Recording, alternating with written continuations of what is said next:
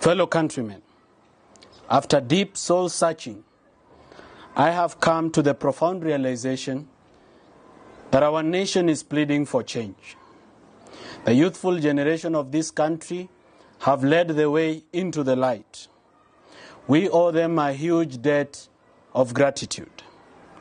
For a long time, our nation has been plagued with massive corruption, plunder of state resources, wasteful expenditure, eroded ethics in public and private sector, negative ethnicity, desecration of places of worship, among others.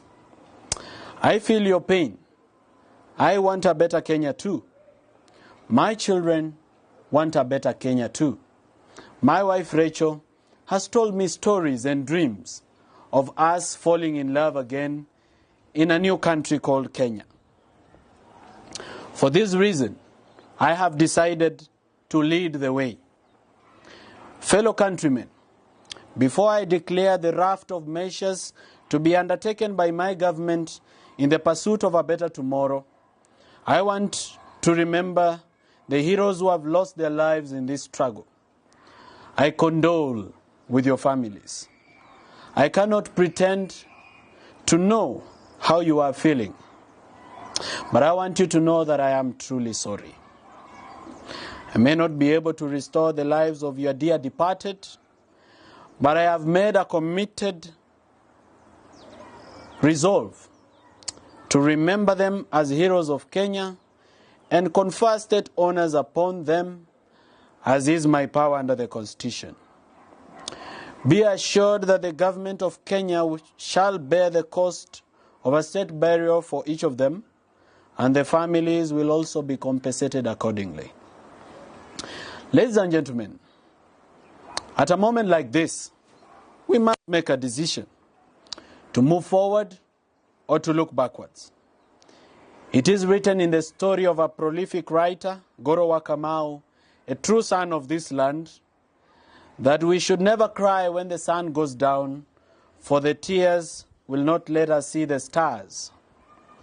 As we look forward, I charge all of you to walk with me in this journey and be my accountability partners as I serve you as your president. Accordingly, I have made the following reforms to my government effective immediately. 1. By the power delegated to me by the people of Kenya under Article 152 of the Constitution, I hereby dismiss all cabinet secretaries serving in my government. They shall cease to hold office forthwith. I will appoint a new cabinet within 14 days to help me in the priority business of our country. 2.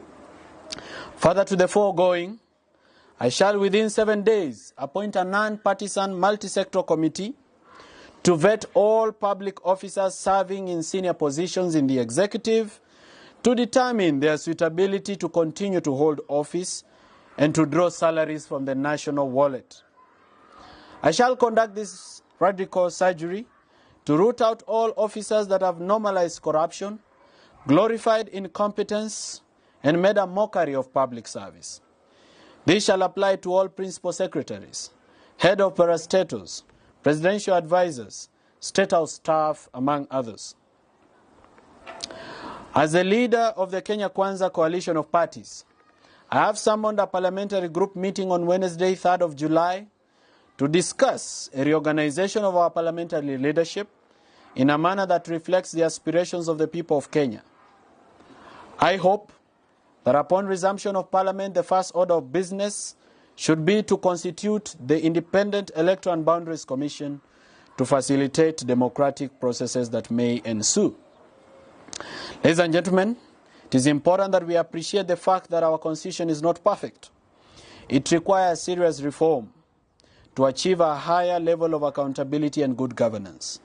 For example, I find it obnoxious that Article 104 requires Parliament to make a law that prescribes the process of recall of a member of Parliament. This is something that we must revisit. Upon constitution of the IEBC, we shall propose a referendum process to re-examine the Constitution for it to reflect our national realities and aspirations as a people. I urge you, my fellow countrymen, to reason with me on practical steps that can be taken in the pursuit of shared prosperity. To spur economic growth in our motherland, I have made the following executive orders. 1. I am this evening instructing the Governor of Central Bank to within 21 days develop a mechanism where small, medium enterprises, SMEs, can borrow business loans from banks at a special interest rate of 8% to 10%, which will enable business expansion and job creation for our youth.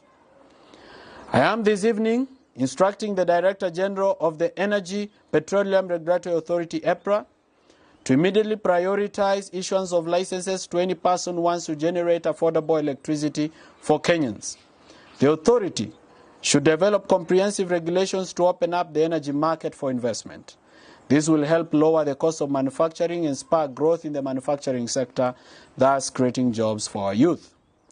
Fellow countrymen, following 2 weeks of protests by the Kenyan people, it is worth noting that there are police officers that conducted themselves in a manner that betrays their oath, violates the Constitution, the Police Service Act, and the police standing orders.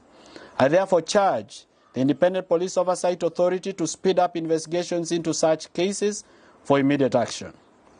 In the intervening period, I have accepted the resignation of the Inspector General, Mr. Japheth Koome, who has written to me citing personal reasons. The nation is grateful to his service. I have forthwith recalled the Deputy Inspector General Nur Gabo, who is on a UN mission in Haiti, to report back to office and act as Inspector General until a substantive office holder is appointed.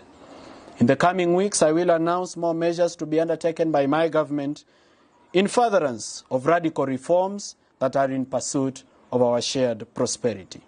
Thank you, good people. I won't be taking any questions today. Asante sana.